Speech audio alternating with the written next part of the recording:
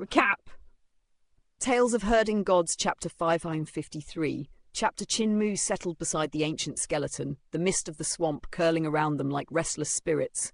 From his satchel he drew out ointments, rubbing them over his battered body with a calm serenity. "I hail from the Yellow Spring. What fear should I hold for them?" he murmured, a wry smile tracing his lips. The skeleton, bones glinting under the faint moonlight, rose with a creak that echoed like the groan of a tomb. "This land," it intoned, voice hollow as a forgotten wind through caverns, "is cursed. None who enter shall survive. Turn back or meet certain demise." Chin-Mu squeezed the tainted blood from his wounds, drawing forth the latent devil chi that writhed beneath his skin. "Turning back is certain death," he said with grim clarity, "yet forward lies at least a glimmer of hope. Which path grants the safer passage?" The skeleton shook its empty skull, its eye sockets vacant yet strangely intent. Chin-Mu applied his medicine fully, then harnessed his vital chi. Circling it once through his meridians, he felt his wounds hold firm and rose. "Do you know the directions?" he asked. "That is east!" The skeleton pointed a bony finger, unwavering. "Much obliged." Chin-Mu nodded, stepping eastward. Yet after 2 strides he paused and looked back with a sly grin. "Brother, why shadow me so?" The skeleton halted instantly, its bones clattering softly. "I was lost in haze. My memories of life vanished. But your awakening has stirred fragments of recollection. Naturally, I follow the one who stirred me." Chin-Mu laughed heartily. "Humans and ghosts tread divergent paths. You cannot follow me. Return to slumber." The skeleton's jaw clicked with a hollow resonance. "In slumber, I cared not for seasons or mortal wars. Yet you have disturbed my rest, and now I cannot sleep. You bear responsibility." "Unreasonable wraith!" Chin-Mu sighed, turning with a grave tone. "I saw remnants of your soul and used 10,000 spirit nature technique to awaken you for guidance. Yet you know nothing. Even if I escape, you remain trapped in death's realm. You are already gone. Return to your rest." The skeleton shook its head, resolute. "Before I worried not. Now, awakened by you, I do. You must help me find peace." Chin-Mu massaged his temples, smiling despite the throbbing ache. "Then I shall draw your broken soul, returning you to heaven and earth. Your slumber shall resume. Is this agreeable?" "No." The skeleton's voice clanged with finality. "To disperse my soul is death anew. I will not endure that agony." Exasperated, Chin-Mu resumed his path eastward, the skeleton obediently trailing. Yet before he could attempt further persuasion, the swamp waters churned violently, and a corpse pale as snow rose from the mire, its gaze fixed upon him. These were the long dead, their forms preserved in martial valor. Tattered armor clung to bones, eyes gleaming with residual bloodlight, exuding the aura of formidable might even in death. Chin-Mu's heart tightened. A sudden roar erupted from the towering skeleton at his side. The corpses recoiled, sinking silently beneath the black waters. Chin-Mu's eyes widened. "They heed you?" The skeleton pondered, vacant in thought, then murmured, "They were my subordinates, fallen here with me. I scolded them and they obeyed." Intrigued, Chin-Mu pressed, "Who were you in life? Can you recall?" The skeleton paused, shaking its head. No memory lingers. Chin-Mu stopped, a plan forming. "I possess a divine art, connecting to Yudu, where fractured souls converge. I shall cast it. Perhaps your recollections may return. If so, your shadow need not follow me further." Delighted, the skeleton's bones clinked as he nodded. "If memory returns, I shall repay you." Chin-Mu let his hair tumble around his shoulders, invoking his Saturn sovereign true form with the gate of heaven influence unfurling behind him. He chanted the soul guide of Nine Spectres sect, his devil language low, cryptic, vibrating with arcane resonance. Halfway through, his mind quaked, absorbing unknown knowledge. His tongue moved with ancient esoteric syllables, and the devil chi thickened, roiling like a black sea through the swamp. The gate of heaven influence grew vast, majestic, commanding the devil's essence. Creaking under its own weight, the immense door slowly swung open. Wails rose from the darkness, ghostly and wolf-like, flooding the swamp. "So many spirits?" Chin-Mu whispered in awe. They surged forth, phosphorescent as stars, coursing into the corpses. Countless warriors rose, dazed, some upon the water, some aloft, others sitting bewildered. "Who disturbs Yudu's peace?" A booming voice pierced his mind. It swept him away, severing his magic, while the gate of heaven influence devoured the devil chi like a celestial whale. Wind hurled all the black essence back to Yudu. Chinmu hastily dispersed his Saturn sovereign form. Lantern-lit boats appeared through the dark portal, gliding silently. Beside him, the skeleton's cry of delight rang out. "I remember! Celestial Heavens, Southern Dipper Division, 7 kills Star Sovereign, ordered by the founding emperor to guard Supreme Emperor Heaven and Provincial Governor Wei Liao. Armor, battle axe, reveal yourselves." Boom! The swamp erupted, shards of armor and divine light leaping skyward. Clangs resounded as fragments assembled upon the skeleton, including helmet and axe. The battle axe, dragon emblazoned and divine, coiled with authority. Grasping it, the skeleton unleashed an aura that shattered the gate of heaven influence, cleaving a path through Yudu's envoys. He roared for his troops. Skeletons arose from the swamp. Thousands of ghostly soldiers answered in unified voice. "General, we are here!" The skeleton bellowed skyward. "Where is our majesty?" No answer came. Chinmu's expression darkened. 20,000 years have passed since the founding emperor. The skeleton's gaze fell. 20,000 years? His voice trembled, a wisp of sorrow in the eternal night. "Our blood, our lives, all for naught." Chinmu sighed. "Your fighting spirit endures. Today I disturbed your peace, returned you to life, but my duty lies ahead. May you restrain your forces here, and I will petition King Yama for your passage."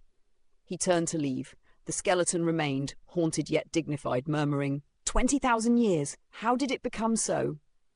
At the swamp's threshold, the pursuing devils swelled to 1,000 strong, yet none dared enter. A sudden gale heralded General Xu Luo, examining the ominous land. "General Xu Luo!" the devils greeted in awe. "My master, Fu Riluo, ordered Chinmu captured, alive or dead. Where is he?" "He has entered the ominous land," a subordinate replied. Xu Luo frowned, but before he could command entry, devil chi surged, forming a strange door, which vanished as abruptly as it appeared. "Ominous land is unpredictable," he murmured, hesitating. "That brat may die within, yet orders remain! Soldiers, follow me into the unknown!" Meanwhile, Chinmu traversed the swamp, hearing distant clashes and cries. Silence soon reclaimed the air, leaving him alone amidst the mysterious land, an enigma walking through its eldritch expanse. "This place is truly strange," he whispered, eyes narrowing, the swamp's secrets shifting in the shadows. Trans-Atlas Studios. Editor. Atlas Studios. What vexes me more is that as I invoked Soul Guide, unfamiliar words of a devilish tongue surged into my mind, words I had never learned. Chinmu's brows knitted tightly. That sudden surge of knowledge lingered in his consciousness, ancient and profound beyond reckoning. His heart stirred like water in a mountain spring. He summoned forth the Saturn sovereign true form. Behind him, the gate of heaven influence materialized, and in his palm, an apparition of an archaic tome shimmered into being. Calm and resolute, Chinmu extended his hand to open the ancient book. The moment the script touched his eyes, it writhed and reshaped itself as if awakening from a deep slumber. Every glyph, every symbol, maddeningly strange yet imbued with instant comprehension, flowed as though he had memorized them since birth. Dazed, he realized the tome was inscribed in Yudu language, a script utterly alien to him. Duchin Devil King had once taught him a fragment, a phrase bound to the gate of heaven influence, though even that was wrapped in deceit that nearly cost him his life in Yudu. But these writings, Duchin had never instructed him in them. Yet now, the language poured into him effortlessly, a melody he had always known but never heard. This land, it defies reason. I could not recognize a single word before, yet now I read them as clear as day. The first page, it resembles a technique, yet it is no mortal cultivation art. Could it concern the soul, perhaps? Or maybe it is an untold divine art. Astonishment seized Chin. Yudu script in the tome was incomprehensibly strange. It was neither technique nor mundane knowledge, neither divine art nor simple instruction, yet it hinted at all these. Hesitating only briefly, he spoke the first lines aloud. His voice carried a cadence cryptic and profound, a rhythm foreign to mortal tongues. Human language failed to capture the meanings. Only the original Yudu words could manifest their power. As the first sentence rolled from his lips, his soul trembled violently. Vital chi transmuted into devil chi. Sinister winds roared, churning the swamp, while clouds above coalesced into a brooding vortex. The waters twisted like boiling cauldrons. He froze. Silence returned. Then he resumed. Again the waters churned, winds howled. And a maelstrom of darkness twisted above him, forming a flood dragon shape, its tail dangling in the heart of the spiral. Chinmu's mind quaked. Devil Chi seeped into his spirit embryo divine treasure, merging with it through the resonance of his voice. His spirit embryo countered, letting the Devil Chi surge through the 5 elements and 6 directions divine treasures. Even the sun, moon, and stars dimmed beneath the malevolent aura. Skeletons rose from the swamp's depths, corpses climbing from beneath the water, drawn by the eldritch script. Astonished, Chinmu snapped the tome closed, dispersing his Saturn sovereign true form, and all abominations collapsed back into the swamp. "Too strange, this land reeks of anomaly," he murmured, taking a deep breath, resolving to depart swiftly. "Perhaps leaving will purge the Yudu words from my mind, yet my cultivation has grown." Indeed, upon introspection, he realized the shocking truth. His cultivation had intensified in leaps. The 6 directions, divine treasures, and 7 stars divine treasure had formed a conduit, creating a density rivaling celestial being realm masters. Advancement was slower yet monumental, a terror to behold. Yet something was amiss. There was a hidden door within him, opposite his spirit embryo divine treasure, a second spirit embryo divine treasure, 2 spirit embryo divine treasures, impossible for mortals. Yet perhaps the Overlord body grants this anomaly. He released vital chi against the door. Devil Ki surged forth, clashing with his cultivation. Strange devilish murmurs rose from the door, resisting his will. He paused. "This spirit embryo is devilish, not godly. I must consult village chief. Only he comprehends the Overlord body fully." Setting the enigma aside, Chinmu gazed outward. The provincial governor had said eastwards lay escape, but the swamp's expanse defied imagination. He began the march. 1,000 miles passed without end, dotted with hundreds of lakes, battle remnants of gods and devils. Approaching one, he felt its terrifying pulse, a residue of divine arts too unstable to tread. Yet colours swirled above the water, tinkling like treasures colliding. He paused, watching lotus petals spin, forming a shattered lotus throne at the centre, weapons clashing like serpentine dragons. He traced the lakeside and beheld veiled maidens dancing, some plunging into the waters, others frolicking atop its surface. Chinmu's eyes brightened. Brush, ink, paper, inkstone, he sketched swiftly. The lake, the maidens, the lotus throne. With a leap, he entered the painting, joining their play, spirit weapons slung into his Tao-Ti sack. He basked at the peak of his mortal delight. Suddenly, a surge of light. The lake erupted as a colossal monster stirred, an eye of a devil god, armoured in flame and endowed with limbs and wings, hurling toward the painting. "Cuckoo!" The creature shrieked, shrinking to a basin-sized form and flapping into the painting. Its massive mouth gaped, teeth glinting. Chinmu scrambled, terror blazing. The devil eye seized the lotus throne, clasping the maidens, reveling in its perceived supremacy. Swiftly, Chinmu erased one stroke from the painting, freezing the monster and maidens in place. A potent yet foolish creature. Clever, it delivered itself into my trap. He sealed the painting with his misted seal, rolling it into the Tao-Ti sack, a formidable ally in case of greater foes. Pressing forward, his heart thrilled at the thought of further ominous treasures, recalling his friend, Xing'an, with a smile. At last, he emerged from the swamp, entering a ruined city, streets lined with broken bones and collapsed structures. From the cracked earth rose a dragon-like backbone, ribs striding furiously, the skull atop, barbed and fierce.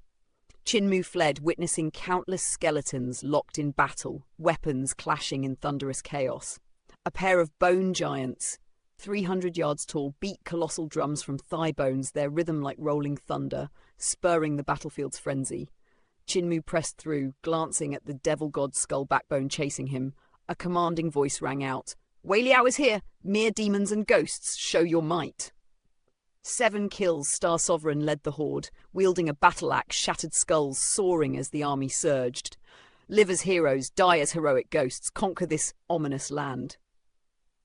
Chinmu stared, wide-eyed, as Wei Liao's forces cut a path through the battlefield, victorious, remaking themselves from the bones of fallen foes. Wei Liao strode to Chinmu, voice booming. "This land is perilous, little friend. Let us escort you safely."